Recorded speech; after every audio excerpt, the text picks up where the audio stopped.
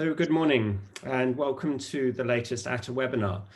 We'll just wait a couple of minutes before we start while our attendees come and join the room. We've had absolutely fantastic sign up for this webinar with over 500 signing up for our two webinars that we're running today, this one this morning and another one this afternoon. So it's great to see so many of you with interest in understanding what the current protocols are and what it's like traveling to Kenya at the moment. So I can see the room filling up, lots of familiar names, so great to see a lot of you here. So as I say, hello and welcome to the latest ATTA webinar. Today's webinar is presented by ATTA Advisory Board member and Director of Orbital Communications, Simon Beck. Simon launched Orbital Communications in January 2012 and has been representing small, privately owned luxury properties with passion and pride for many years now, and has a successful track record in effective international representation. Running sales missions across the UK, lots of European countries and Southern and East Africa, Simon is a well-known and respected personality, hands-on, full of energy and very committed to delivering results. So Simon is proud to be representing leading African experiences. Simon has just returned from a visit to Kenya and he'll be sharing with us his experiences of traveling at the current time. As I've already mentioned, we had a fantastic interest for this webinar with over 500 signing up for this webinar that we're running now and a webinar that we're also running again this afternoon. As always, we'll be recording the webinar and the recording will be available in due course. After Simon's presentation, there'll be the opportunity for Q&A. So if you do have any questions, please type these into the Q&A box at the bottom of your screen and I'll pose them to Simon at the end of his presentation. So thank you all for taking the time to join us today. And I'll now hand over to Simon for his presentation. Simon, the floor's yours. Thank you, Chris, and Jambo, and hello to everybody. Whether if you're joining us virtually later on or you're watching it live, thank you very much for your time. I'm going to quickly talk you through traveling to Kenya now. I've just come back from a phenomenal trip going through Hemingway's Nairobi, up to Lengishu and Barana and the experiences up there, and Lewa and Sirikoi and Kifaru, and then down to Angama Mara and Giraffe Manor. So I've had the most phenomenal trip and back to reality with quite a thud. So in a nutshell, a little bit of background, I've been traveling to Kenya for over 20 years now, and Kenya is very much in my heart. I totally love this country. I love the people, the diversity, the year-round appeal, and the conservation ethics of what Kenya offers. I'm really proud to represent these 5 really unique experiences, and I'm going to quickly talk you through the story of traveling to Kenya now, because there's so much confusion obviously with what's going on, but I must say it's really straightforward, it's really easy. And the reason for doing this webinar is that whilst I was traveling, I had so many questions from operators and agents asking how it is. So Chris thought this was a good idea. So very quickly, in sort of 10 minutes, I'm going to talk you through protocol and answer your questions.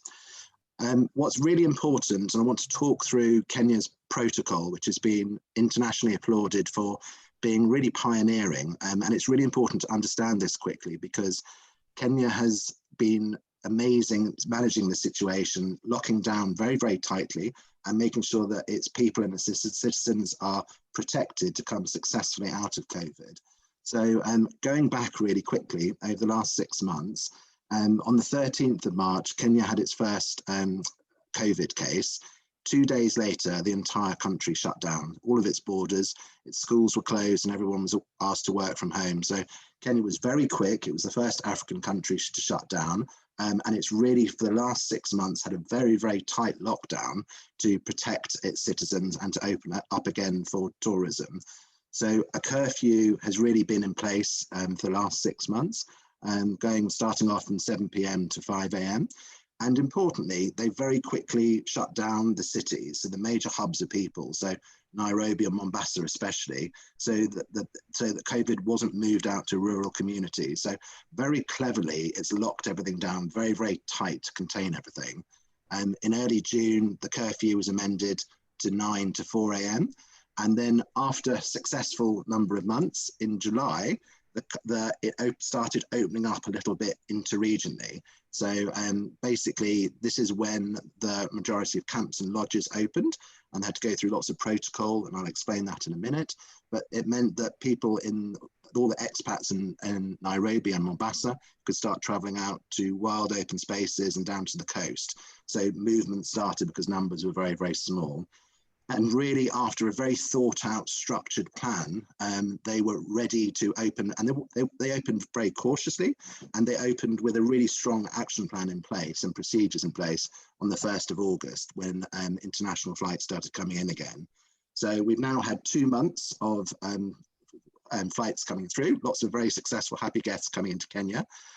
There are about 150 countries that don't have to go in quarantine when you go to Kenya. The best place to get this information is here on KCCA, and that list is obviously changing, but that's a really easy way to see which countries don't have to quarantine. ATTA have also got a list that we're going to send as follow-up to highlight protocol and procedures in all the countries that have opened as well across Africa. So, and then yesterday, the Kenyatta made another speech, and he's relaxed the curfew now from 11 p.m. to 4 a.m. and now bars and restaurants can now serve alcohol. So they've had a very, very tight shutdown, and whilst there have been deaths, the numbers are low. It's obviously been very sad, but there have been under 700 COVID numbers. So compared to other countries, Kenya has had a very successful management of the situation to move forward and out of COVID. I put in here Hakuna Matata, so I'm not very good at Swahili, but I know it means no worries. So Minister Balala, who's the tourism minister, has worked endlessly to work with the private sector and international protocol to make sure that Kenya really had all the official seals of approval to start. So on the 1st of July, the WTTC had a safer for tourism stamp. And in late August, it opened with a Safer for Tourism seal from Responsible Tourism. So 2 really important international accolades to really stress how their protocol has been very serious and very, very thorough. So in terms of documents to travel to Kenya now, what's different and what do you need? And really, the story is a very easy one. It's 2 new bits of paperwork that you need to travel to Kenya. It's really easy. So you need to have, everybody coming into Kenya needs to have a negative COVID test, and that is 96 hours old. You can't get into Kenya without this. And personally, I wish every country did this because it takes the fear out of flying. It means that your mind is really put at rest very quickly because all the passengers on the plane are traveling with a negative COVID certificate. And importantly, Kenya is managing the situation, the movement. So it's quite a simple initiative, and it's a really good initiative. I've learned lots about how you get your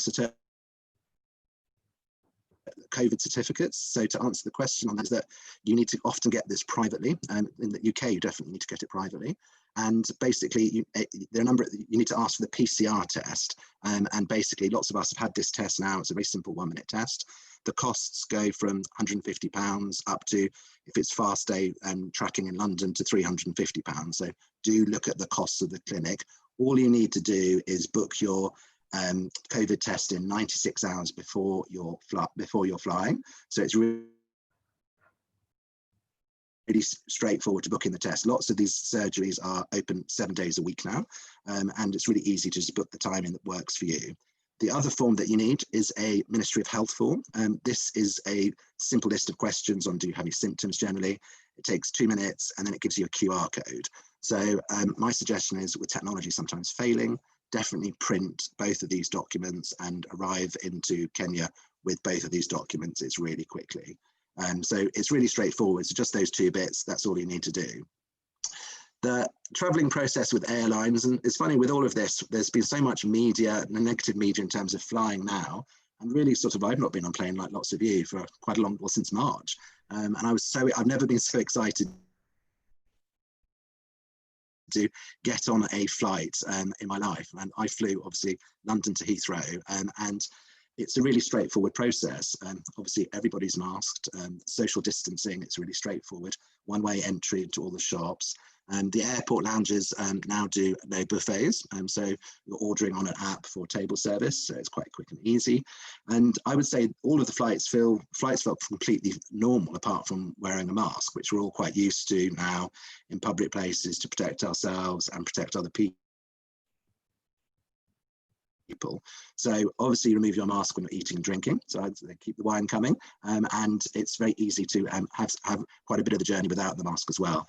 I would say there's limited food on the airlines now because they're just giving you a box of bits, but you never had huge amounts of food, I don't think, anyway. I think what really impresses you is the arrival into Kenyatta, Jomo Kenyatta, the international airport in Nairobi.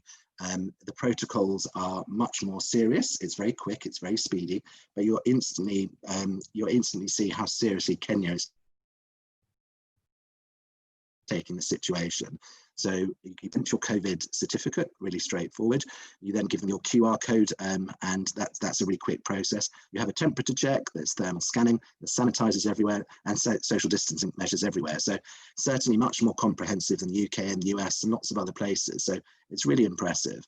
So as long as your temperature is not above 37.5 degrees and you don't have a cough and you don't have flu-like symptoms, you don't have to quarantine for over 150 countries.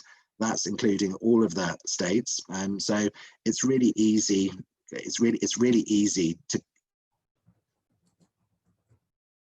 have the holiday that you're looking for in Kenya.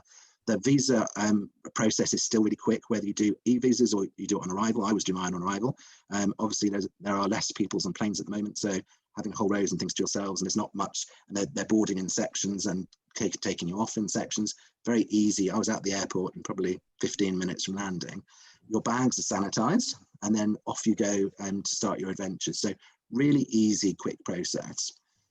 That continues with the internal travel around Kenya. So Wilson Airport, which is the domestic airport, is a really good example of how they can successfully operate during what's going on now. So again, you'll see here with the scanning machines, there's thermal scanning, temperature checks, and all the necessary precautions are in place. In fact, they're obviously everywhere because we need to live with this, so we need to move forward with this. And so everyone's doing it really efficiently and very effectively in Kenya. The only difference that you have to wear on an internal flight is to wear the blue medical mask rather than another mask. So that's the only difference that you need to have. The internal flights in Kenya are always really very short. So again, you're only wearing a mask for generally a maximum of an hour. So again, it's not long, and it's a small price to pay to protect you and to protect other people. As soon as you're off the plane, take your mask off and start your holiday. The Safari Link and the Air Kenya protocol is really impressive. And one point I want to stress is that all of this protocol was actually happening very well before. It's now it's now more vigorous with cleaning and protocol, but they were doing lots of this before. Flying around internally is really easy and straightforward, as it always has been. And even the remote airstrips have got sanitizers. So I think that it's just pretty amazing seeing wherever you are in Kenya, that all of the travel logistics and the properties are so on this. The lodge and safari experience, this is what lots of people have been asking me about in terms of how does it feel when you get to these lovely properties, and is it different? And the answer is, in many ways, no. They're doing loads behind the scenes, but you have the phenomenal holiday that you've been wanting to have. So basically, all of the properties in Kenya have had to have an opening certificate, and there's lots of Kenya official protocols that they've had to go through to adhere to various different standards. They get the certificate and they can open. So that means, as a guest, you'll have a temperature check on arrival, sometimes daily, and there's visible sanitizers around obviously all the areas, and there's lots in the background that all of these properties are doing in terms of extra cleaning and stringent sterilization of things. Lots of the properties will give you a little welcome bag with hand sanitizer, a mask if you want to wear it, and then there's sanitizer areas obviously around to wash and clean your hands at any point throughout your stay. The procedures are very thorough with how properties are working now. So they're doing staff testing when the staff come in. So every 6 weeks, staff are tested and then they're rotated, and rigorous cleaning. So the protocol in place really protects the staff, and it really, and you're protected as an international traveller because you've come in with your negative COVID test. Do the properties look normal? Absolutely. Are you going to have the normal safari experience? Yes, you are. And actually, you're going to have a better one for a whole host of reasons that I'll explain in a minute. So basically, the staff around the properties are wearing masks, but you as a guest don't wear a mask unless you want to. It's completely your personal choice. So in reality, you're having your entire holiday not wearing a mask apart from the flights. Obviously, all of the cars are open and all the luxury properties. And you're sitting outside, you're outside really from start to finish in all these wide open spaces. A couple of changes with the new COVID procedure certificate means that properties can't offer communal dining and there's no self-serving buffets. So lots of properties never offered them before. So actually nothing's different. Actually, you're now getting a more private experience because you're having your private cars, you're having your private dining. On the cars, one of the policies is that there needs to be less people in the car, so 50% less people. So again, lots of properties are offering free private cars to your guests traveling now. So how amazing that actually you're not paying for a private car and you're getting private experience. It's the icing on the cake with very few tourists around to enjoy these epic experiences all on your own, which is really special. I think an important point to stress here is that the safari industry has been doing all of this protocol for years, and the nature of safari is very much space and privacy. So traveling doesn't really feel any different. And you're having, I think after everything from this year, you're even more excited to get on a plane and desperate to get into a remote wilderness, which is exactly what Kenya offers. Leaving Kenya, super quick and easy. You have your temperature check and it's literally then straight through. Coming back to the UK, I had to fill out a form before I boarded. Strangely, they didn't ask for the form at Heathrow at all. There was 0 temperature checks at Heathrow. And it just reinforces again how great Kenya is in terms of managing this situation really well and looking after its international clients and its local communities. Why travel to Kenya now? This is definitely my favourite slide, and I could talk at length about this, but I know I haven't got time to. But really sort of the fresh air, the remote wilderness, we've all been like caged animals. We all want space and privacy, and really we know that Kenya offers that so successfully. There are so many small and very private properties and great exclusive use properties that are perfectly set up for travel now in this post-COVID world. All these properties are offering reduced rates, really good offers, excellent flexible booking conditions.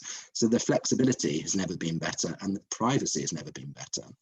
Importantly, there's no government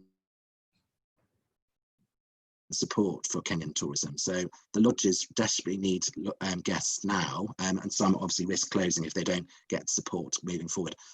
Most people are saying that their bookings have 95% of people are saying their Kenya business has moved to 2021, which is great. But what's really needed now is 2020 business, and now really is the time to travel. The conservation is really funded through tourism in Kenya, and the national parks and the conservancies really need those park fees to maintain the anti-poaching and to protect the wildlife. So going to Kenya as well, as you know, is an important way to give back to conservation and to ensure that successful conservation continues. There's so much exclusivity going now. I went, part of my trip was down at Angama Mara, which was amazing. And I saw, the migrations in Kenya now, it's in the triangle now. And I saw 3 crossings, which were enormous. There were less than 10 cars at the crossings. In a normal situation for the crossings, there's over 100 cars. So this is an one-off opportunity I know I'll never get back again. Memories that will last a lifetime. I can urge you to send any guests that will listen to you traveling to Kenya now. It really is Kenya from 50 years ago. It's a complete one-off. The safari and beach circuit is a really easy and straightforward circuit in Kenya, and it's become so much more complicated to do itineraries in multiple countries. There are direct flights from the Mara straight down to Diani. Enjoy your sunshine, enjoy your beach time at the end of your trip. Really easy circuit to just do safari and beach. So I would say that after spending 6 very strange months, I feel completely recharged by getting on a plane, going out to the wilderness. Definitely it's the best trip ever because I've appreciated getting on a plane and going away much more than ever before. And I think that's so important in where we are now with this. Carpe Diem, seize the day, can only urge you to send your clients to Kenya now because it's 150% safe and they've got these incredible experiences to themselves. So Chris, I know we've got lots of questions. That was a very quick short snapshot. I'm happy to take questions. I know we've got quite a few questions as well already with the registrations that came through. Thank you, Simon. Great presentation, and great to see what the protocols are and get a little bit more of an understanding. Simon and I were talking just before the webinar started and saying it's crazy that there's so much interest in a webinar on how to travel to Kenya. We're all in the travel industry, surely we should know this, but I guess this is 2020, so pretty much anything goes.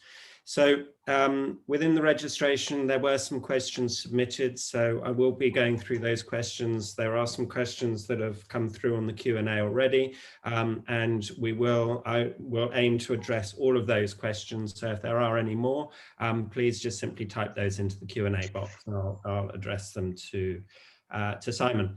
So to kick off, what are the entry protocols for Kenya for American citizens? It's exactly the same for everybody. So the entry isn't defined by nationality, it's defined by protocol. So as I said, everybody needs to go in with a negative PCR COVID test that's 96 hours old. That's policy for everybody. And go in with your Ministry of Health form with your QR code. So just those two bits of paperwork, it's the same for everybody.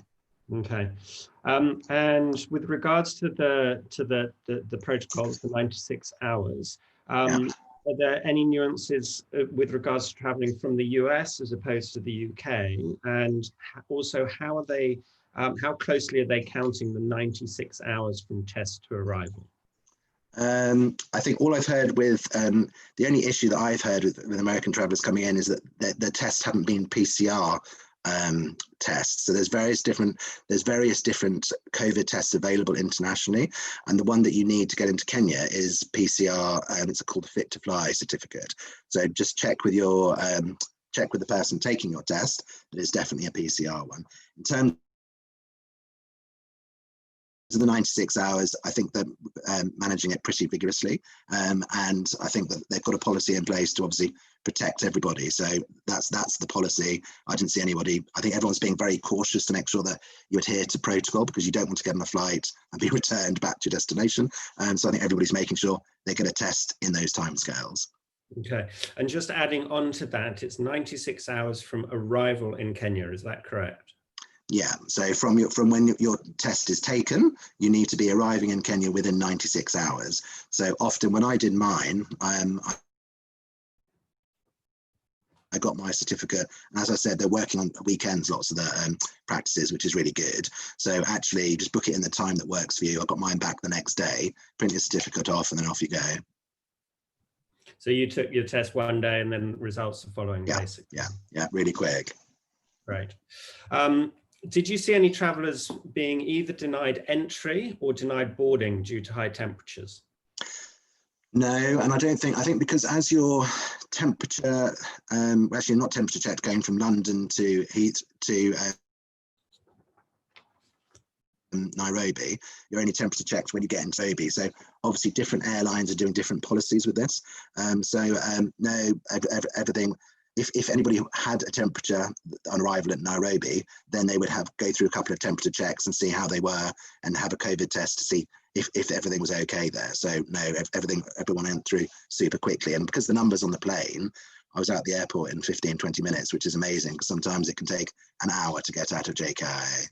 Yeah, totally.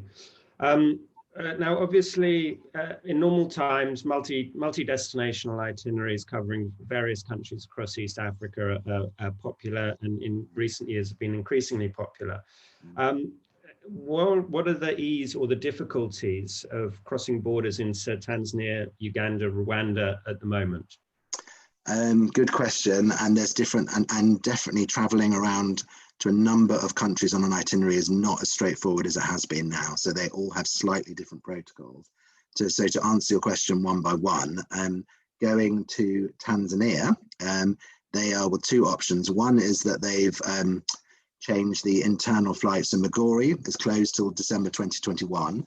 So now if you go on a scheduled flight, you have to go Mara, Wilson, Kilimanjaro, Serengeti. So that basically takes most of the day. So it's quite, it takes quite a long time. If you do a charter, the charters can be done and they go a slightly different route. They go Mara, Kisumu, and then Musoma to Serengeti. So the idea is that they're lobbying for the internal airlines to do that route, which is much quicker. If you're going over to Zanzibar, then SafariLink have and all the carriers have cancelled their internal or their flights to Zanzibar. So you have to go to JKIA and you have to go with the KQ Precision Air flight over to Zanzibar that way. So slightly different logistics. Going over to Uganda from Kenya. Uganda opens on the 1st of October. They haven't announced much about their opening policy. I've heard that it's a 72-hour COVID test that's needed, but they haven't released much information yet. And then going Kenya to Rwanda. Rwanda's got quite strict testing and protocol in place now. So basically they require a COVID certificate that's 120 hours old for you to get into Rwanda. When you get into Rwanda, you then have to have another test and you have to stay in an approved hotel and wait for the results, which will take 24 hours. And then when you leave Rwanda, you need to have another test that's 72 hours old negative to get out of Rwanda. So Rwanda has 3 tests at the moment, so that's quite a lot. Yeah, so I mean, things are progressing though. I mean, a few weeks ago there weren't flights between Kenya and Tanzania, but those have resumed. Yes. So things are heading in the right direction. The hurdles are slowly becoming fewer. Yeah. So just moving on, what COVID precautions or cleaning takes place in the small planes when doing the interlodge hops? It's just, I mean, they're not doing that. They're doing it when they finish each leg. So for instance, if you're going Mara, if you're going Wilson to the Mara, you'll probably drop off in 3 or 4 airstrips in the Mara, depending on where the passengers and what property you're going to. So at the end of that trip, they would obviously then do all their deep cleaning, sterilisation through there. So you can't get off the plane at every single stop, otherwise I think your flights would take forever. So, but everybody's masked, as I said, with your blue mask, and you're on the plane for a maximum of an hour wherever you're going in Kenya. So it's not long to do your quick internal flights, and they're really reliable and they're really cheap as always. Yeah, and this question we did answer in the type box, that the masks are available for sale, 2 masks for $1 with SafariLink. Yeah, and SafariLink are giving them away free of charge as well. So when you get on and when you're at Wilson, so if you haven't got one with you, they give you one. Okay. Okay, so Simon, what sort of travelers did you speak to and meet on your trip? So sort of to give an indication as to sort of who's traveling at the moment. Interesting question. A mix of quite a few Americans and quite a few Europeans, some Brits. I think that it was mostly people without kids or actually talking to people, actually they had kids and they'd had enough of homeschooling and staying at home. And they left their kids at home. They're enjoying a private holiday on their own. So a couple of people with obviously delayed honeymoons as well that had just changed the dates. So it was mostly couples traveling through the properties that I saw now. It was good to see as well some operators that were jumping on flights and, like me, wanting to do the trip to explain how easy, safe and straightforward traveling in Kenya is now. Okay. So one of the things that we've been asked about very much from a UK perspective is the FCDO travel advisory is currently advising against non-essential travel to Kenya. Naturally, this is a big problem, and we are behind the scenes from an ATTA perspective very much addressing this and looking to get the advice changed, because ultimately we need to enable people to travel. But there's no sort of no hard and fast timeline in that one. So moving on, this was an interesting one. Do babies and toddlers also need a COVID test? Do you know? Yes, and I don't think anyone would take a baby anywhere on safari. And I think all of us are confidently saying you should be really 6 upwards, otherwise you're really not going to have a holiday. So I think that I doubt anyone would be really taking very young children on, but basically it's the same entry for everyone with the negative 96-hour COVID certificate and the QR code, regardless of age and regardless of nationality. Yeah. And in terms of testing in East Africa, naturally you mentioned if you're traveling to Rwanda, you need additional tests. And I know that some airlines part of their requirements are to have a test for your return journey. Do you know anything about rapid testing available in East Africa and Kenya specifically? Yeah, it's starting to happen in Kenya, in Nairobi already.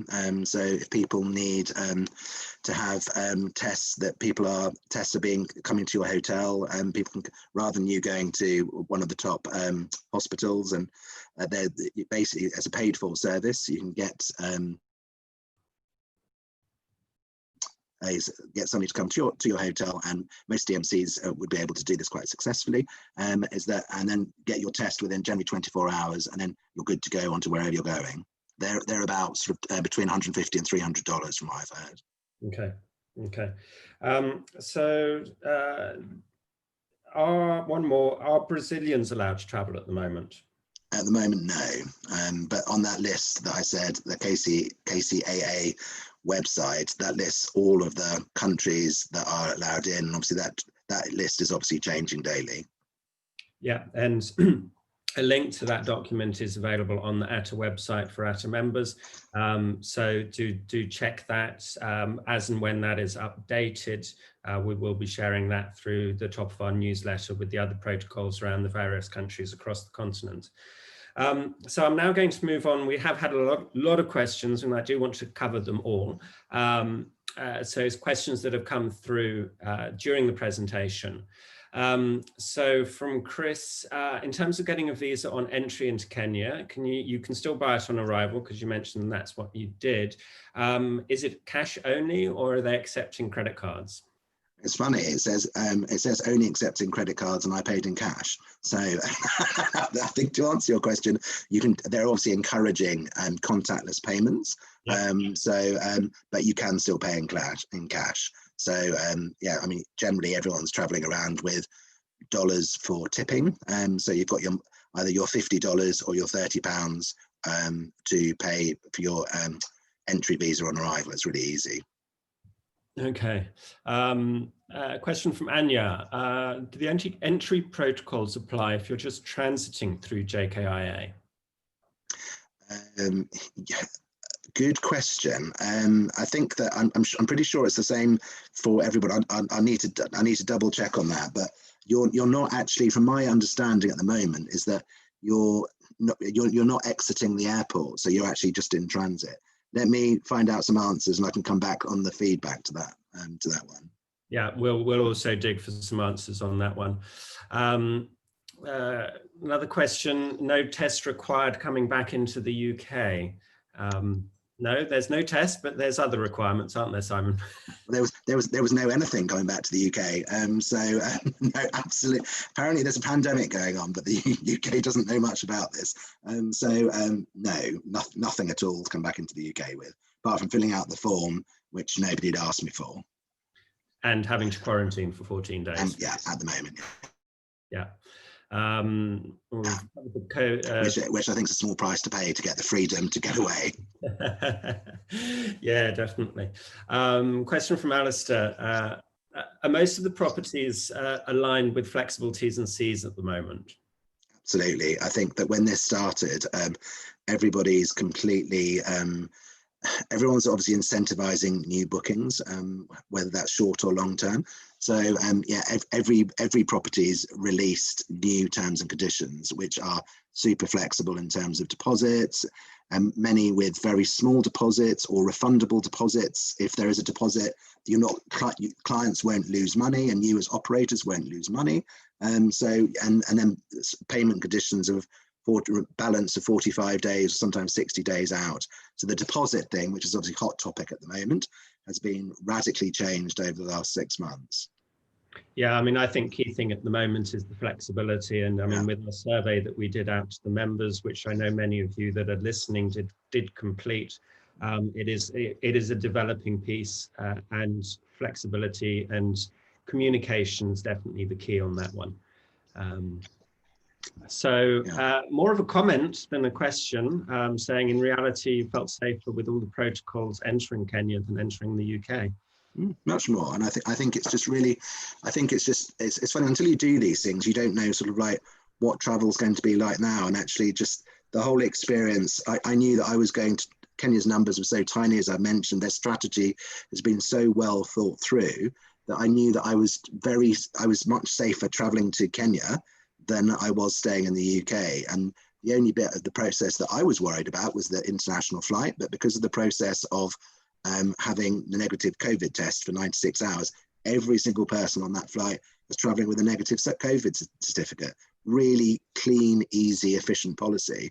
So yeah, I felt much safer, and to get away to remote, wild areas and all of that space and that wilderness has completely recharged my soul. It's given me back 2020.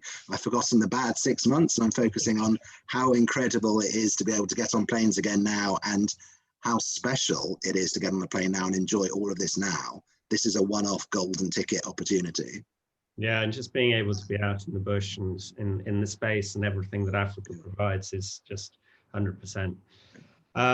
Just coming back to sort of arrivals and screening, do you know anything about, there's sort of apparently rumors around if passengers within 2 rows of a person displaying symptoms would then be required to be traced and quarantined for 14 days. Do we know anything about that? Yeah, I read that on official protocol, and it's a good question. I don't know how it would be monitored, because at the moment you're getting obviously you're getting off the aircraft, you're getting on the aircraft, and you're getting on the aircraft in seat numbers, in blocks. So it's quite easy and straightforward.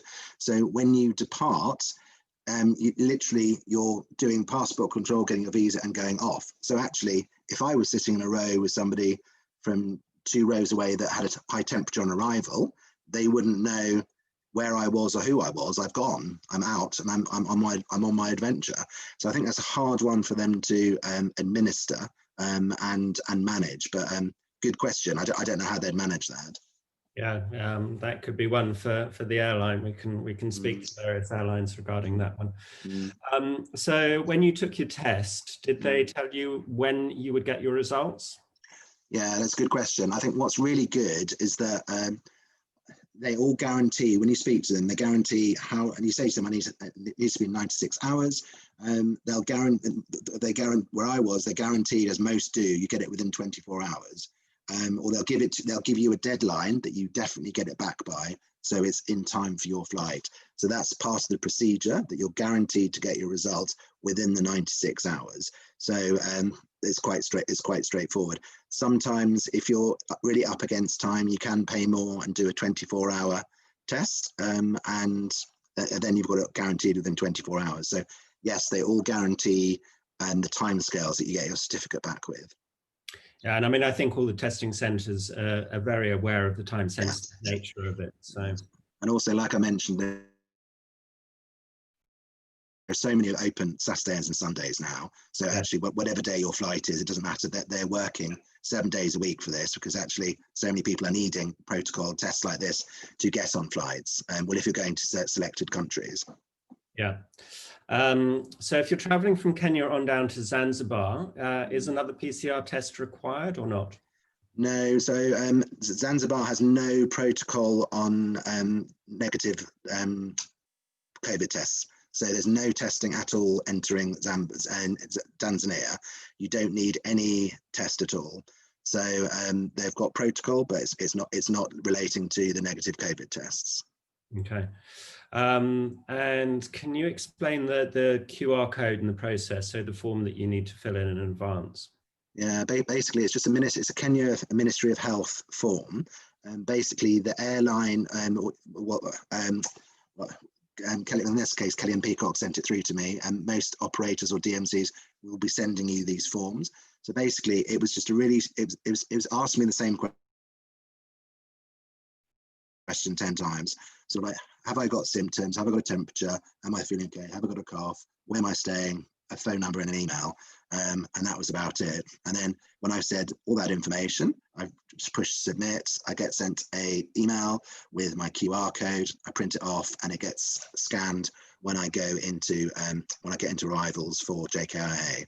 So it's just, I think it's just another level of procedure just to make sure that that's done a couple of days before as well, to check that you still are feeling okay and you've got no symptoms. So I think it's just Kenya being very responsible. Yeah, no, I totally agree. I totally agree. And another question here, which I'm very happy to answer. I mean, what air filters does Kenya Airways have on board? British Airways have efficient HEPA filters, which is quite comforting. The Kenya Airways fleet is definitely, their long haul fleet is substantially newer than the British Airways fleet. And I can very confidently say that they've got very efficient HEPA filters as well. However, I will get confirmation from that from Kenya Airways. And then the final question, unless anyone does have any further questions, is basically around the return back to the UK. You don't need to produce a negative test on return home, and you just simply have to quarantine for 14 days. Here, we're able to quarantine anywhere. Is that correct, Simon? Yeah, so you're just going, so basically all they want to know, so basically, yeah, no quarantine. So basically, they just want to know where you are. So the form that, in this case, with BA sent me a form saying, I must urgently fill out this form or I'm not allowed into the UK. And basically the form wants to know where I'm going to be for 2 weeks. So I'm at home, where my address is, what my phone number is, and that I've got no symptoms. So that's obviously recorded. I had presumed that that would be checked on coming into London, but wasn't even asked for. But they've obviously got some way of recording that and tracking that to know that people know that you have to quarantine for 2 weeks at the moment. Yeah, I think the only thing to add to that is that some airlines specifically have their own protocols, and some airlines have protocols that you must have a negative COVID test in order to fly with them. And I know that's the case with Emirates. Yeah, Emirates are doing that. So it's not necessarily just the country that you're arriving into, the regulations. You would need to double check the regulations for the airline that you're traveling with, and potentially the destination that you're transiting through. Yeah. Couple of questions more coming in. Do you know if the Kenyan government made provisions for the traveller to test COVID before departure if flying to a country that requires a PCR test before arrival? Can you say that again, Chris? Has the Kenyan government made provisions for the traveller to test for COVID before departure if flying to a country that requires a PCR test before arrival? So, for example, travelling on to Rwanda. It's your responsibility to ensure that you've got your protocol. So if in this case, if you were going Kenya to Rwanda and you needed your 120-hour negative test to get in, you would need to probably retweak your itinerary slightly to have probably a couple of nights in Nairobi, get your test in Nairobi, and then all systems go from there. Okay. And just one final question, which I will answer, which is, has there been any positive signs from the FCDO about changing the advice? At this stage, no, but we are engaging in a conversation, and it's not simply for Kenya, it's from a pan-African perspective, that we were very much looking for them to review how they are making the travel advice, because we desperately need air corridors to open into Africa to allow tourists to resume and tourism to really start moving again. So at that point, I'm going to wrap this up. So Simon, thank you very much for a fantastic presentation. Well, thank you all. Answering all those many questions. To all the attendees, to everyone that's been listening, thank you for your time. It's been probably a little bit longer than we were expecting, but it's a very important subject, and I'm glad we managed to cover so many questions. If anyone did miss any of the presentation, there is a rerun again this evening. So we're looking at being able to focus on the US market as well. There will be a recording available on the ATTA YouTube channel, and you will all receive a copy of the recorded presentation. So Simon, thank you very much. To everyone else, thank you very much. And to everyone in Kenya that's listening, I hope to see you soon. So thank you. Thank you all. Take care.